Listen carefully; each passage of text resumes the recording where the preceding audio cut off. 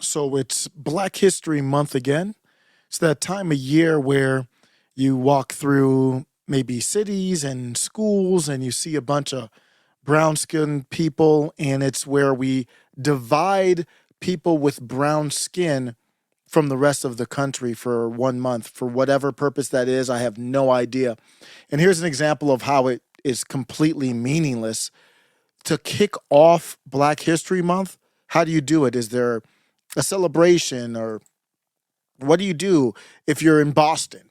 How do you celebrate this? Do you erect a statue of Martin Luther King Jr. that looks like an erection? No, no, you don't even do that. This is even worse than that, which happened last year. In the middle of the night, Democrats bust, this is written by Libs of TikTok, illegals into Boston and shut down a recreational center in a predominantly black area to house them. A resident says now kids will be on the streets. Democrats are putting black kids on the streets. This clip should be played on a loop in every black neighborhood for the next few months until elections in November. You can do that. That's not going to change anything. The people who subscribed to this, they are either apathetic to this or they would never go against daddy Democrats. So just to recap before we play the clip, they, and I will name some of the theys. There's too many to name them all in one segment, but I will name some of the theys. Don't worry about that. They started off Black History Month by kicking your Negro ass to the curb for a bunch of illegals. Congratulations on the month. And I saw your outrage. Why are you outraged? Because this place was, like you said, it's free. It was a place for our children. Our children, I have 4 children, and it's sad. I have 4 boys, and we really... 4 boys is significant. I have 2 boys. Boys have a lot of energy. Not that girls don't, but there's a different type of energy with boys. That's why fathers are important, and mothers, of course, too. But they got a lot of energy, man. You got to get them exercise every day. They just go and go and go. So they go to sleep at night, so they don't get restless, so they don't want to always watch TV and stuff like that. You got to get them active. 4 of them, I couldn't even imagine. You need a recreation center if you are living in that area, whether there's nothing free, whether it's free or not. I have 4 boys, and we really don't have nothing in the community that's free for us. Don't get me wrong. It's great that they want to help the immigrants, but what about the Americans that are... No.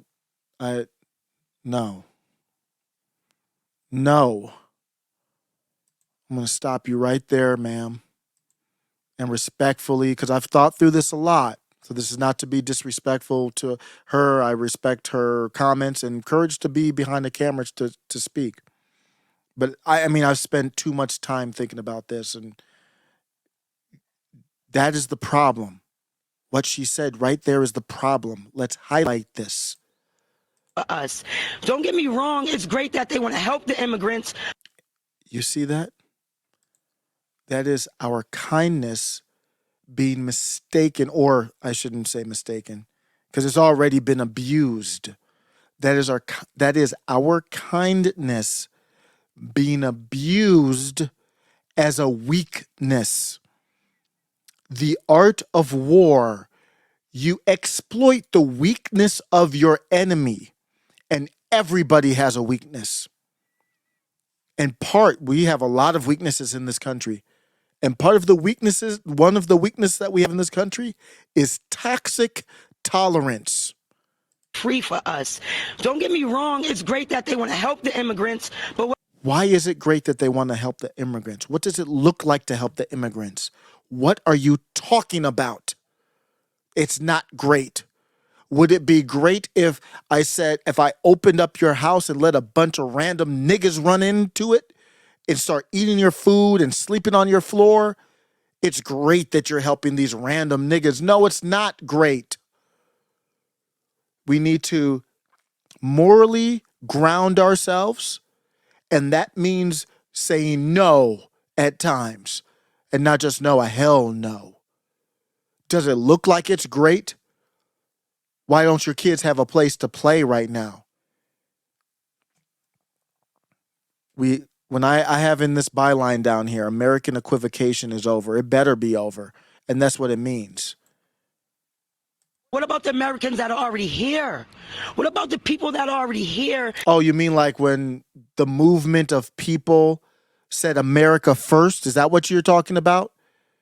You mean like when Dr. Claude Anderson said they're trying to replace your Negro ass, just like Tucker Carlson said, the great replacement is not a theory, and many others, of course, but you prominently put Tucker out there because he's well known, and they go at him and they act like he's a racist. And a lot of you dumb, and I'm talking about her, I don't know her, a lot of you dumb asses out there say Tucker Carlson is racist. I had a back and forth with some dumbass who it started off Black History Month playing I'm Black and I'm Proud and at Charlie Kirk. Like Charlie Kirk's some racist. He's going to be triggered by I'm Black and I'm Proud. No, that's not the case. You don't know how to identify who your enemy is.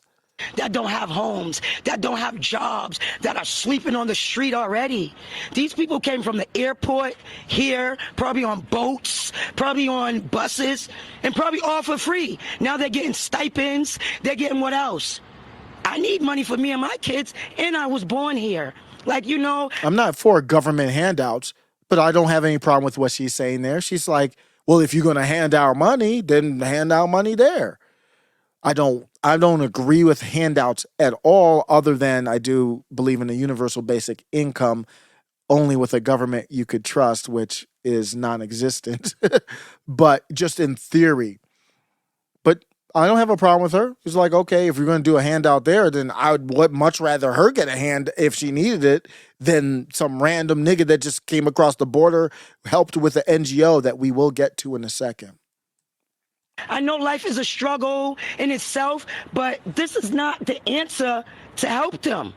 Now it's going to destroy our community more and mess our children up more. It's almost like they don't care about your community.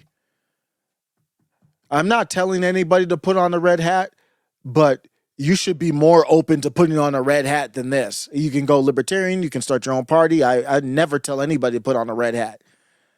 But for those that come up in the mentions and say, oh, you're this and that for putting on the red hat, you are a fool for putting up with this type of stuff. It doesn't matter if you live in Boston or not. Where's Al Sharpton? If some black crackhead had broken the law, resisted arrest, or pretended like they had a piece and turned around suddenly and got gunned down or yoked out, he would have been on the quickest flight over there. Where's his ass right now? Like, this is sad. I know a lot of people don't even know about this. I came here last night with my aunt, saw a lot of stadies, a lot of police, and this paper wasn't there yet. They just did this probably. You know how they did that paper there on the door? You know what that reminds me of? Everybody who watches this channel, I guarantee you 90% of the people already know what I'm going to talk about. It reminds you of 2020. So when you were out there in the street, again, not her, you were out there in the street either apathetic or celebrating a stolen election against Donald Trump. It doesn't matter if you like Donald Trump or not. That's not how it's supposed to work. They covered up they covered up the windows so you couldn't see them doing whatever they were doing. Why would you cover up the windows if you're being legitimate? That's not what legitimate people do. So they covered up the windows. That's illegitimacy right there. 2, 3 in the morning when they brung them here. When everybody's asleep, that's when they brung them here. Let me bring it back. Are we talking about bringing migrants into a recreation center in Boston, or are we talking about 2020? In the morning when they brung them here. When everybody's asleep, that's when. Which one? Quick. This is a clip out of context. Which one are we talking about? Are we talking about the 2020 stolen election, or are we talking about migrants at your Boston rec center? When my aunt saw a lot of stadies, a lot of police, and this paper wasn't there yet. They just did this probably 2, 3 in the morning when they brung them here. When everybody's asleep, that's when they brung them here probably. Kind of like how Donald Trump was up, and I think it was every swing state when we went to sleep. Very similar. So maybe it's almost like you should have cared. Even if you didn't like Donald Trump, you probably should have cared. Because if you let them get away with that, then they're getting away with everything. On buses, I saw New York plates. I saw Washington, D.C. plates. So they have that much money to come from Washington, D.C. to do this, to do that. Why are they not helping the people here first? Yes, ma'am. We need help. Let's talk to one of the counselors. Yes. Aaron, Ms. Murphy, thanks so much for joining us. Thank you. When you hear the passion right here from... That's what I hear in my office all the time. And it is a balance. Like I was telling you earlier, the state owns this building, so the governor has to make a decision on where to put the overflow migrants. But at the same time, the community needs to make sure that their services... Where to put the overflow migrants? How about on the other side of the damn border? We got bombs flying over in the Middle East. We got troops all over the world stationed everywhere. And we can't pick up a couple thousand migrants and throw them over the border? Somebody asked me, well, what about the babies and everybody who could cross? And well, here's where they asked me this, because I said, you should go ahead and man the borders with a million alligators, lions, tigers, and bears. And they said, well, okay, you want to do that? And I said, water hoses too. Let's bring them back. And they said, well, what about the little children and everybody? When you go to the zoo, how often do you see little children? I mean, it's very rare. How often do you see little children falling into the zoo in the lion's den, in the lion's exhibit or the tiger's exhibit at the zoo? If you're dumb enough to have that happen, it is a process that I would refer to as natural selection. So take their ass and bring them back over the border. That's quick, simple, easy. that we keep their services in place. Why would they declare Boston as a sanctuary city? I mean, I think a lot of cities across this country are, once they declare themselves a sanctuary city, I'm not sure if they knew the amount of support we were going to need to give. Was that, I know you're a Democrat, but do you think declaring cities as sanctuaries was a mistake in retrospect? Looking back, if our communities end up losing the services they need to live full lives, I think we may be questioning that. We do have to find a balance to make sure that those migrant families... Are we getting again with the talk? I respect her answer there. She's being genuine, I think, here, and trying not to be salacious, but I respect her right now. But there's that toxic tolerance again. We need a balance. A balance of what? There doesn't need to be a balance here.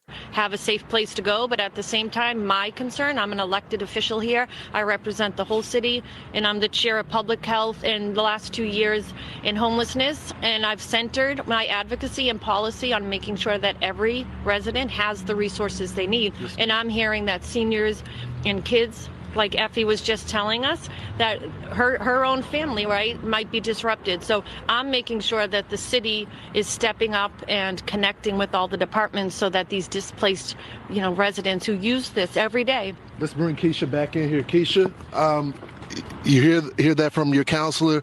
What do you want done right now?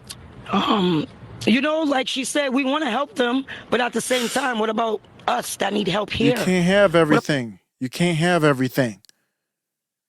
I was on that live with Jen Perlman and Amani Oakley, I believe, who ran in Jersey as a congresswoman. And I said, it's a simple analogy. You have a house, you can't let 100 people in your house. If you can't afford to feed them, have a place for them to stay. And she, she can think however she wants. She disagreed with that. She said, it's not that simple. We can just print money, basically. Yeah, go tell her that. About, I'm a mother and I have 4 children. They need help. They need somewhere to go. They need something to do. What type of activities used to be in this building? Skating ring, exercising, like a place where you can just go chill and stay out of trouble. Now we have to find other places. What's going to be the consequence of this being changed and just to migrants? Where are those kids going to go right now? Probably to the streets. To the streets. Where most of them are already at. Like when we look for help, it's one of the first things they do in communities, especially we're talking about young men especially, is give them a place to play basketball and monitor it to make sure it's not too much gang activity and fights and stuff. You give them a place to play chess. You give them a place to do artwork. You give them a place to kind of use their creativity, whether it's beatboxing, if it's hip hop, or learning karate, or whatever it is.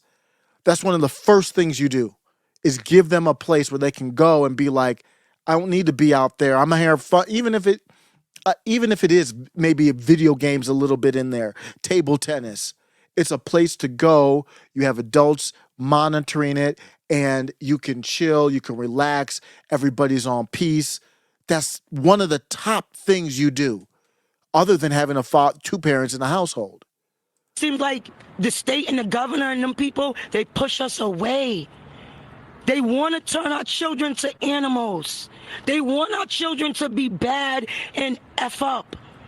Yeah. We want better for our community, but this right here is going to be a shit show, and it's going to be crazy. Thank you so much, This is going to be crazy. And I'm sorry about that, guys, but that's just the passion out here. There's People no need to upset. apologize. Great job with the on the street interview. We need real talk. We worried about the shit word. I'm a grown-ass adult.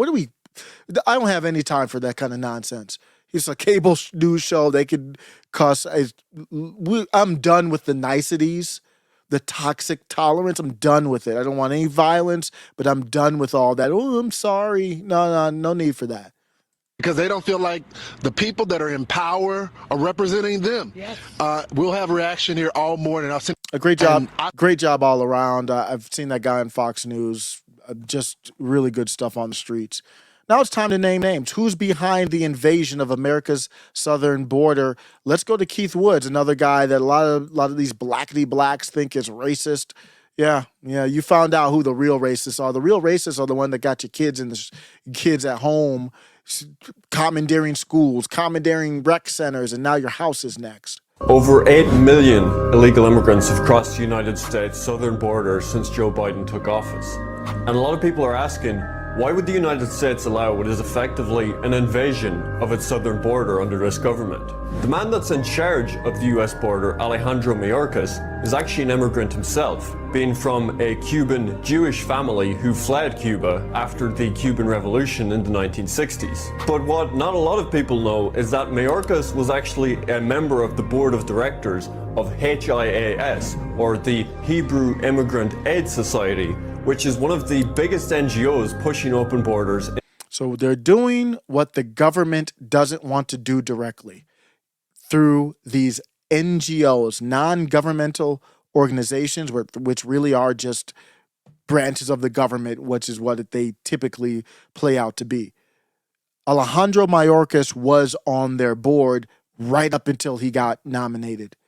In the United States, and he was a board member right up until the point where he moved to become the Secretary of Homeland Security. On their website, HIAS describes itself as a Jewish organization dedicated to the rights of asylum seekers and refugees. In 2017, it organized the Jews for Refugees Assembly, which brought together over 50 very powerful Jewish organizations in the United States. Are you listening to this? I want to bring this back again.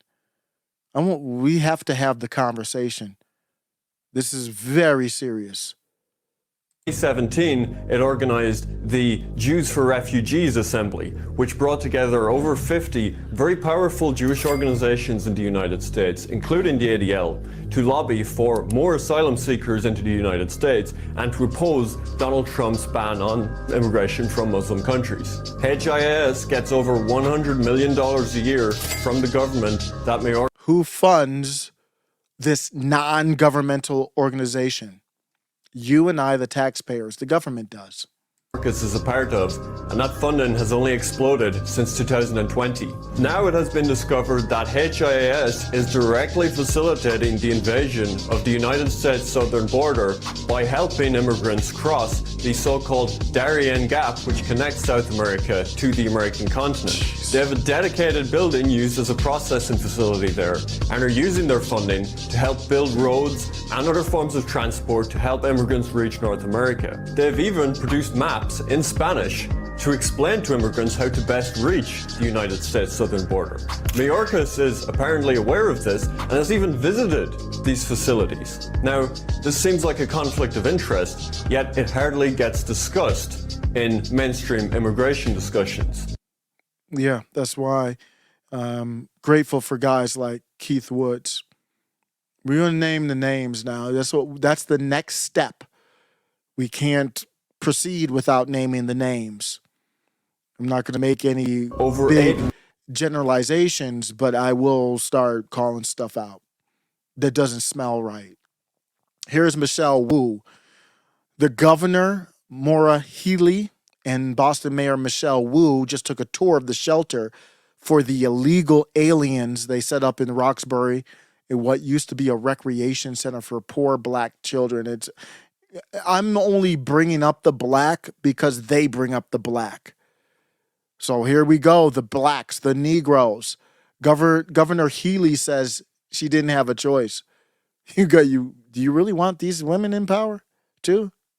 I'll go after the blacks, the pro-Israel, the Jews, the women, the black women, the white liberals. We're going to name all the names today. Look inside the new temporary shelter, which will be a safe space for hundreds of families over the next few months. The Melnia Cass Rec Center. A recreational center in Roxbury, now a temporary safety net site with beds, play areas, and other necessities for incoming migrant families that the governor and community leaders toured today. We're here today because we really don't have a choice. State and city leaders say. What does that remind you of? The pandemic. We didn't have a choice. To hell, you didn't have a choice. Because we really don't have a choice. State and city leaders say they've all been moved by the plight of families, many now camping out at Logan Airport with. There's the emotion again. We're moved. I ain't moved until they get moved the hell up out of here. No place to go, and a state shelter system stretched to the limit. When children are asking, Mommy, where are we going tonight? Where are we going to sleep?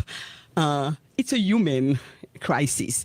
Shame on Healy! Shame on Wu! But you see what they do? They allow them to come across the border. Then they say, what are we going to do with them? Well, if you had the water hoses at the border, then they would never even came here.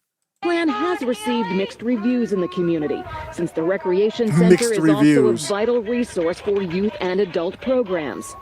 We sympathize with them. We as a people in our community, we love. But sometimes there's more toxic tolerance. So much that we spite our own selves. Alternating toe touches.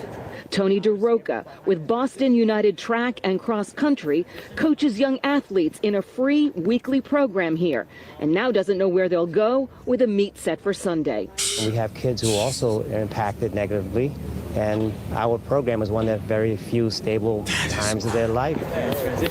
I've been going here for like crazy. 2 years now, and like it's been like a second. Man, I can't. That is just, man. And these niggas out here worried about somebody's citations at Harvard. Man. It hits home because when I was younger, I've talked about it a couple times on the channel. I took music lessons in Cleveland. It was in the inner city of Cleveland. I grew up in the suburbs outside. And, it was cheaper to go in the inner city. It was a Head Start program. And I was able to give back because we got a discount on tickets to see the Cleveland Orchestra and all that stuff. I was able to give back. I got paid for it, but it's minimum wage to teach music theory and piano and violin to young inner city. It wasn't black. It was anybody there, but obviously mostly black in the inner city of Cleveland. And now, that's some of the most special times. I was also in a math program called the Imhotep math program in the 90s. It was instructional math helping our teens excel program. And it was targeted towards black. That one was targeted towards black. It wasn't all black, but it was like 99% black, helping them get on the advanced placement track for math in school. It was unbelievable when you had AP classes. In my high school, it was like a different high school than the non-AP classes. All the little fights and all this. I didn't even see a lot of that stuff. We were the AP. We were too busy trying to take notes in these very difficult classes. And it was because there's people who were like right on the edge of being able to go in that, and who knows how that would help their trajectory. And I was tutoring them in math. And that's the same type of thing. And I'm trying to go back to that and think about, like, damn, what if they brought in a bunch of illegals into Cleveland and then said, you can't do your math program in the building anymore. You can't do your Head Start teaching piano in the building anymore. And nobody in the community rises up. Nobody in the community says, all the riots after Black Lives Matter. And if I hear one more damn thing about Semites 7,000 miles away, I swear. On peace, but I swear. Worrying about the great Semite war 7,000 miles away. I don't give a damn about none of them Semites. You got kids doing the right thing, parents doing the right thing with their kids. And now we got to watch a kid on a CBS Boston News talk about where are we going to train. I've been going here for like 2 years now, and like it's been like a second home to me. But the decision to make it a temporary home until May 31st for migrant families is called humanitarian, but also difficult by some. And Boston Mayor Michelle Wu acknowledged that today. This is not the first time that this community has been asked to sacrifice over and over again, and so we'll continue to work with the state and ensure that all options are on the table. Now, the governor says she hopes the community will be helped, not burdened by the plan, saying local vendors will be used to provide food and other necessities here, and funding will be provided for long-awaited upgrades to the Melnia Cass Recreational Center once the temporary shelter is closed. Reporting live from Roxbury, I'm Beth Germano, WBZ. Yeah, there's that. Yeah, where's that money coming from? Got all that money for COVID, and now we know what COVID is and what it isn't. Where'd that money go? Some of that money went to Fannie Willis. That's how she started up that prosecutor. Believe it or not, it was COVID funds. Believe it or not. How did they look at the black support of Michelle Wu from 2021? How did her skinny Asian ass get? And I'm gonna tell you why we're gonna do the Asian jokes. Or if you want to, you can here in a second. It's hard to see. It's small here on the screen, but the black favorable rating right before the election, I believe, this was in October 2021 with blacks for Michelle Wu, 81% favorability. No other group is even close to it. Females, 72%. Under 45, 70%. No college, 61% favorability. College, 74%. Blacks leading the way with that percentage, 81% favorability, and by far the lowest unfavorable, 12%. Just embarrassing. And how does she get stuff like that? Because the Negroes are so stupid, all it takes is an awkwardly phrased, irrelevant, doesn't even make sense joke about whiteys. That's why we can talk about rice and your Asian ass too. If she can talk about her problems about firemen and snow being white, then I can talk about her being Asian. Your terms are acceptable. In just over 100 days, we have connected unhoused residents at Mass and Cass to housing, treatment, and services. We've launched 3 free bus lines. We've taken some big, bold actions, but I won't lie. This past winter was pretty intense. Trial by snow, trial by fire, fighters union. I'm getting used to dealing with problems that are expensive, disruptive, and white. I'm talking about snowflakes, I mean snowstorm snowflakes. Yeah, that's the sign of someone who is untrustworthy, is what that is. Even if you don't care, even if you don't like white people, that's fine. There's nothing illegal about that. That's a sign that whoever is saying stuff like that as a public official is completely untrustworthy. And you should be acting accordingly.